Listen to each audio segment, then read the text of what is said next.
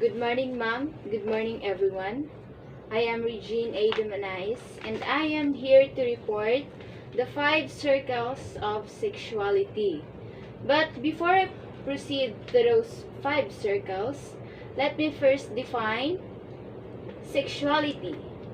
So, sexuality is not about who you have sex with or how often you have it. So, it's not about sexual intercourse. Sexuality is about your sexual feelings, thoughts, attractions, and behaviors towards other people. You can find another people either physically, sexually, or emotionally attractive, and all those things are part of your sexuality. For example is, you are attracted to beautiful or handsome, to sexy, to a kind person. So sexuality is diverse and personal, and it is an important part of who you are. Discovering your sexuality can be very liberating, exciting, and positive experience. It can take time to figure out the sexuality that fits you best. And your sexuality can also change over time. Some people experience discrimination due to their sexuality. If someone gives you a hard time about your sexuality, it's good to talk to someone about it. Now, let us proceed to the 5 circles of sexuality. The first circle is sensuality. It includes skin hunger, oral or visual stimuli, sexual response, cycle, body image, and fantasy. So, sensuality involves our level of awareness, acceptance, and enjoyment of your own or others' bodies.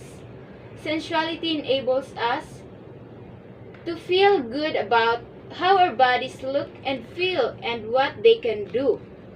Sensuality allows us to enjoy the pleasure our bodies can give us and others. So, the second circle is intimacy or sexual intimacy. Sexual intimacy is the ability to be emotionally close to another human being and to accept closeness in return. Sexual aspects of intimacy includes sharing, caring, liking or loving another person, emotional risk-taking, and vulnerability. While sensuality is about physical closeness, intimacy focuses on emotional closeness.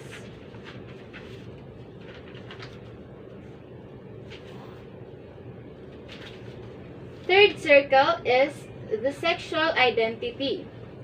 So, sexual identity is a person's understanding of who she or he is sexually, including the sense of being male or being female. Sexual identity consists of 3 interlocking pieces that together affect how each person sees himself or herself. Each piece is important. First is the gender identity. It is about knowing whether one is male or female.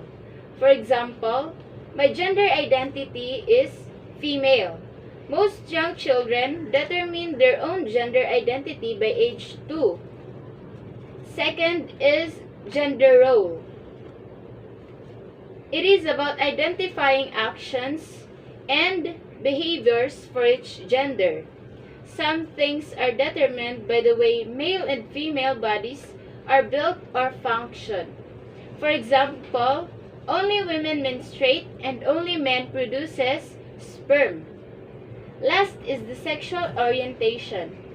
Sexual orientation is whether a person's primary attraction is to people of other gender or the same gender or to both gender defines his or her sexual orientation. Sexual orientation begins to emerge by adolescence, although many gay and lesbian youth say they knew they felt same-sex attraction by the age 10 or 11. Let us proceed to the 4th circle of or the reproduction and sexual health. So reproduction and sexual health is the male and female body and the ways in which they actually function as a part of sexual health. Youth can learn to protect their reproductive and sexual health. This means that teens need information about all the effective methods of contraceptions currently available, how they work, where to obtain them, their effectiveness, and their side effects. Reproduction or sexual reproduction is the actual process of conception, pregnancy, delivery, and recovery following childbirth are important parts of sexuality. Youth needs information about sexual reproduction or the process whereby two different individuals contribute half of the genetic material to their child.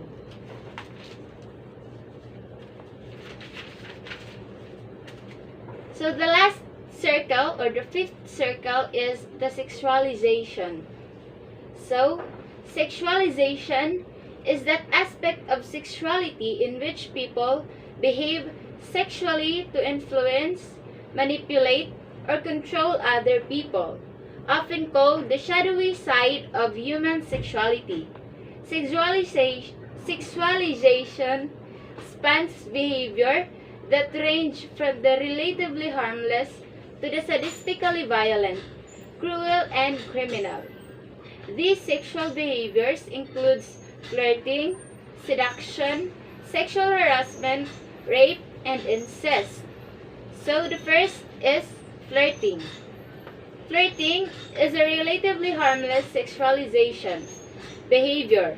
Nevertheless, upon the occasion, it is an attempt to manipulate someone else, and it can cause the person manipulated to feel hurt, humiliated, and shame. Next is seduction. Seduction is the act of enticing someone to engage in sexual activity. Third is the sexual harassment. Sexual harassment is an illegal behavior. It means harassing someone else because of his or her gender. It could mean making personal, embarrassing remarks about someone's appearance, especially characteristics associated with the sexual maturity, such as the size of a woman's breasts or man's testicles and penis. Rape means coercing or forcing someone else to have genital contact or intercourse with another. Sexual assault includes forced petting as well as forced sexual intercourse. And the last is incest, which means forcing sexual contact on any minor who is related to the perpetrator by birth or marriage.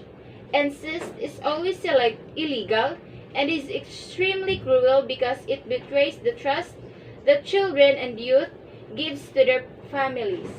So that's all. Thank you.